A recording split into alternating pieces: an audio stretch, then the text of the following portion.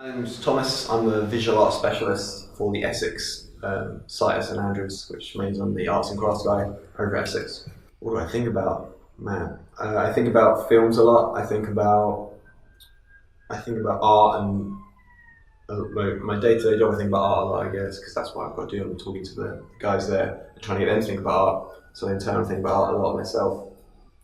A lot of the time, I don't try and think too much. I have music playing. Otherwise, it's like when you're laying awake in bed with no music on, and you have to think too much. So I don't try and think too hard.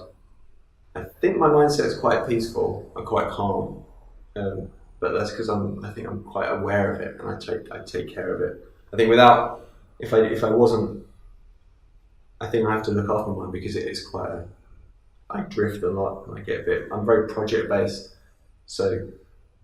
But I'm aware of it, so I take care of myself. I try to do mindful things, keep my mind structured, write lists, keep things organised.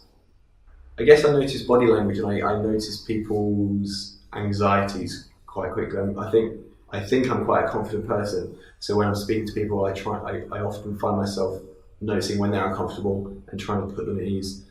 Body language and stuff. I pick it up, and I try and maybe it's from working at St Andrews, you start to think about how people are thinking more, and you start to try and figure out how you can make them feel more comfortable. I think it's in all situations I try and make people feel comfortable, try and make people laugh, try and make people smile.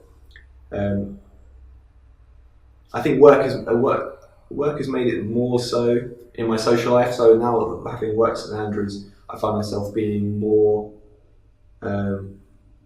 aware, more delicate with how I approach people, knowing that these sort of issues exist, in and outside of St Andrews. I'm just more aware of what people might be going through, and I think St Andrews has kind of had an effect on my social life as well, and I'm able to sort of handle that better, I think.